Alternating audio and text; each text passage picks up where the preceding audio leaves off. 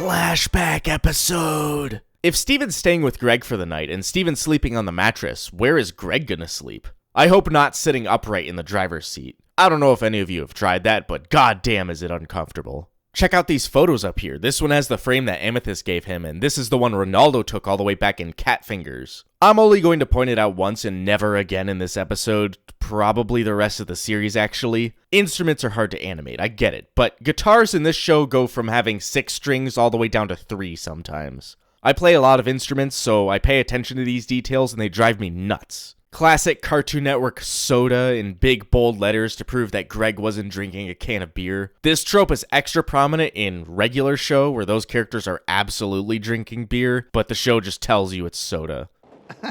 That's my pal Marty. You've never told me about him. Yeah, he's just an old amigo from way back when. He's dead to me. And Greg could not be happier about that. I can't blame him. We'll see exactly why in this episode. He was my manager back when I first met your mom.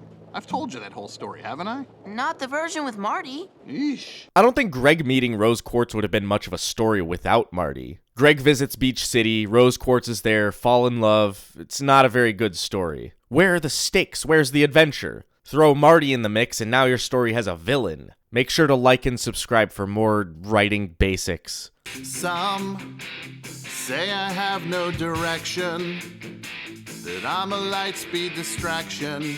I think Greg's voice actor is great in everything I've heard him in, but his voice doesn't really fit this song. Maybe that's the point. Mr. Universe isn't exactly rock star material with that voice. He's too mellow. He's not gonna make it in this genre. Give him a fucking ballad to sing, then we'll talk. But the moment that I hit the stage, thousands of voices are calling my name. This is reminiscent of that very first shot in the season 1 opening. The huge wall of lights in the background and the way characters are shaded is what does it for me. I can't find anything particularly symbolic about this song. It's not really mirroring Greg as a character at all. I think it fits as one of those songs that aren't really deep but will sell really well. It's just vague enough that basically anyone can relate to the lyrics. Other than that part about being famous and selling 1 billion albums. That's just a pipe dream. Yeah, Rose fucking Quartz! We've been so overdue to see her in the flesh. The idea of her has been present for the entirety of season 1. She left an impression on the world and these characters that's still visible during the show. But so far all we've seen is a painting, a statue, a photo, and like 10 seconds of home video. But after so much time waiting, this is her. Not a depiction of her, but the real Rose Quartz. A flashback of her, but still. Let's take a look at Beach City in the 80s. All of these buildings on the boardwalk are pretty much the same, but certain businesses don't exist yet. The arcade, the Big Donut, Fish Stew Pizza, they're not there yet. In a later shot, you can see the shirt shop used to be Dewey's campaigning headquarters or something. Though I think this is an error because Buck Dewey is the son, and Mayor Dewey's first name is Bill. Unless this is Bill's father, in which case Buck got his name from his grandfather, or it's an error, like I said. Greg playing a concert for nobody but Rose Quartz is significant on a couple levels. One, this is the worst place for a concert. Beach City has a population of approximately 0 people. Second, it's showing how Rose Quartz cares about humans. The simple fact that she's at this concert already tells you that she's not like the other gems. She wants to be present among the people of Beach City. The rest of the gems still look down on humans at this point. Oh, how will you get back? Back? Back to Earth? I'm never coming back. Oh, that's awful. This is your home. God, she's so fucking wholesome. I don't know, man. I love Rose. I wish this show had a lot more of her. I've got an extra large in my van. Stay right there. Star Child! You get the idea that these two are making out or banging in the back of Greg's van here, and if this show was rated anything higher than PG, they absolutely would have been. But nah, they're just sitting on these boxes ominously, waiting for Greg to open it up. You can't give stuff away for free. What about my 75%? Marty is kind of the most on-the-nose bad guy in any cartoon. He's got these pointy, unwelcoming features, especially his teeth. He's not doing his job. Like, before you even see him, you know he's supposed to be handling the merch table, and he's not even doing that. And he won't even call Greg by his name. Also, this is Vidalia's first appearance. We'll see more of her in Season 2. And yes, Vidalia is a type of onion. I have to give her this free t-shirt. Oh yeah, this one is obvious, but we've seen this shirt before. hanging on the tree inside the lion dimension. I have to point out that Greg is an adult in this flashback, which is to say he's the same height he is in the rest of the show. That'll come into play in a little bit, but in this scene, Marty is fucking huge. He's lanky, but he's tall as hell. Wait, I was wrong. Fish stew pizza does exist in this flashback. You just couldn't see the sign in that previous shot. I don't know what to say about this fence, like it's a fence and it's not there in current day. I wonder how many times humans had to get hurt or killed by gem monsters for them to decide to set up a fence. Maybe she's over there? Who? Just some giant mysterious lady with enormous pink hair. You haven't seen anyone like that around, have you? Sure have, pal. There's a lot of perfect planets aligning moments that had to happen for Greg and Rose to get together. Her being the only one at the concert, him wandering over to this fence, him deciding to talk to Almethyst, Almethyst deciding to talk back. That definitely adds to the allure, though. Because this was a 1 in a trillion moment for Greg, it's just like, yeah, this giant woman with her giant hair, it's my destiny. I mean, his destiny. Not the last time Greg climbs a fence in the show. Also, don't just climb the fence. I know you're some kind of rebel rock star, but that's how you get shot. Even if you weren't going to encounter magical aliens, some recluse with a gun is just as lethal. Maybe more so. It's you! I've never seen this one around here before. Past Amethyst crawling around definitely gives vibes that she's younger, like a little toddler. I'm sure that was intentional, but I think it's a strange decision. Amethyst is still around 600 years old, even here. I don't think it's reasonable for her to be acting too different from how she does in the present day. Also, a point on Greg being an adult, Amethyst actually isn't physically smaller in this flashback. Greg is still Greg height. He just kind of looks like Steven with the proportions and the sandals, so your brain ends up tricking you to think he's Steven's height. I can't even blame the show's scale problems. It's just that there's no reference point. Oh yeah, temple. Did you know there wasn't always a house here? There wasn't always a house here.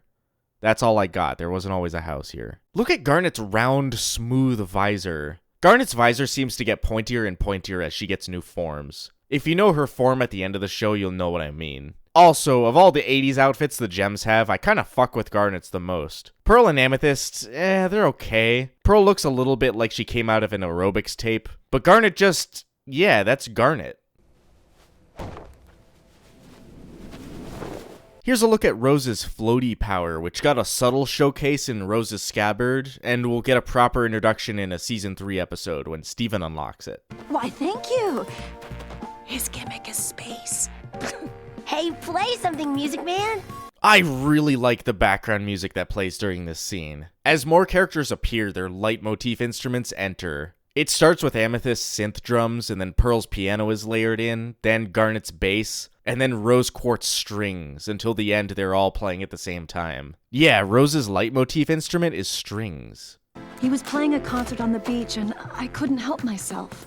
No one can ignore the universe. Swish. Yeah, Marty's probably looking for me. We're supposed to hit the road. It's a big show in a big city. Didn't you and Marty leave less than, 5 minutes ago? Unless there was a time skip where he packed up all the gear. How did Greg fit an entire stage into his van? Maybe that belongs to the city. I think we see it in later episodes. Well, you better hurry. You don't want to miss your space train to the cosmos. Swish. I hope the stars will align for us to meet again. I'm sure they will. What the hell? I just talked about planets aligning. I swear I didn't remember this line was here when I wrote that. I can sing.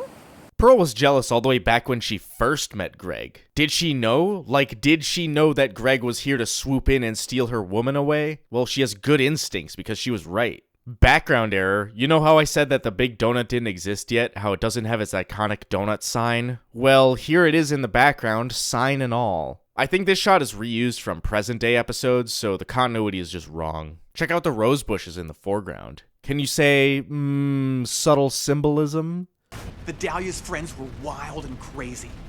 Glad that town wasn't a total waste. We all know Marty is Sour Cream's father, but he talked about Vidalia's friends. How many other women did you get pregnant, Marty? This guy's got illegitimate children all over the country, I swear to God.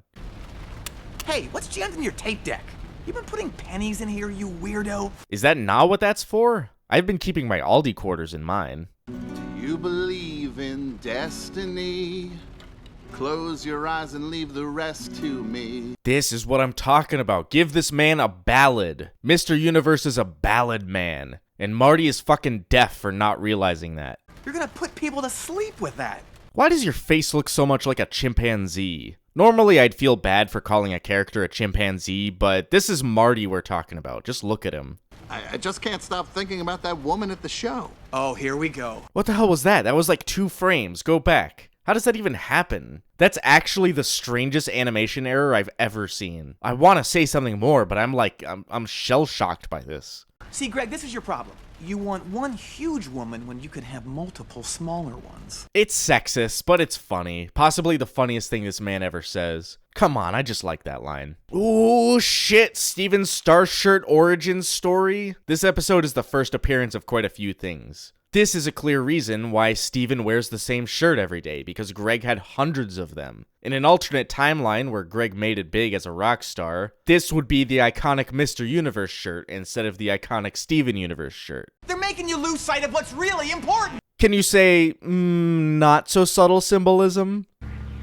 Get out of my van. Sit down, Greg. I said, get out of my van! Hell yeah, take back the power. This is the rocker energy I was looking for.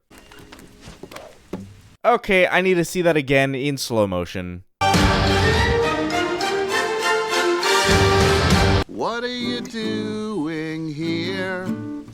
In the real world, what are you doing here? This is definitely a song that I want an extended version for. Right when it was getting to the meat of Greg's character, it ends. Give me an extended power ballad of this song, and it would be my favorite song on the show, no contest. It's a cool bookend to pair with the Comet song at the beginning. I really want to play with you, but your life is short and you have dreams. I won't let you give up on everything you want. Initially, you might think this is the default response Rose Quartz gives to human suitors, and let's be honest, she's probably had a lot of those throughout her life on Earth. However, this is really specific toward Greg. He kind of spilled his life story to the Gems and told them all about his future career as a musician, so Rose took that into account. Surprise, surprise, Greg changed his mind so hard that he moved to Beach City just to be with her. I want. Rose Quartz Star Eyes, let's fucking go! And listen to her laugh. They really did a fantastic job of making her Steven's mom. Oh man, Marty was the worst. Oh yeah, he was awful. But I guess I owe him a lot. He made it easy for me to stay. I'm glad you did. I don't have anything to say about that scene. I think it speaks for itself, and I wanted it to play out. This episode is wholesome as hell. This is so refreshing after the few unimportant episodes we just had. This one's super important, especially with us getting closer to the season finale. The antagonists in that one talk about Rose Quartz as their enemy, so it's super important that we get a good look at her before we get to that point. And I have to remind you that this episode actually premiered after the finale, which I think does a disservice to both. The Rose Quartz episodes are my favorite in this series. To the point that before Lars of the Stars was announced, I was hoping for a prequel series that just focused on Rose Quartz. Since the main show ended, we know her story. Rather, we know the Cliff Notes version of it. I wanted more depth from her. I wanted to see her in action, fighting gem monsters and stuff, before Steven was born. I swear to God, after Gemology, I'm making a fan comic or something all about that. I just gotta learn to draw better and all that. But if you want to see new episodes of Gemology a week before they premiere on YouTube, you can subscribe to my Patreon for just a couple bucks. The link is in the description, as always. Shoutouts to my Journeyman patrons, Henri Wickers, Bananas Are Violet, Boomblorp, Gage M, Mike Oxsmall, Scala LD, The Tamara, and ZT the Fish Guy. Also shoutouts to these apprentice patrons. Next episode is The Message. We're building up to that season finale.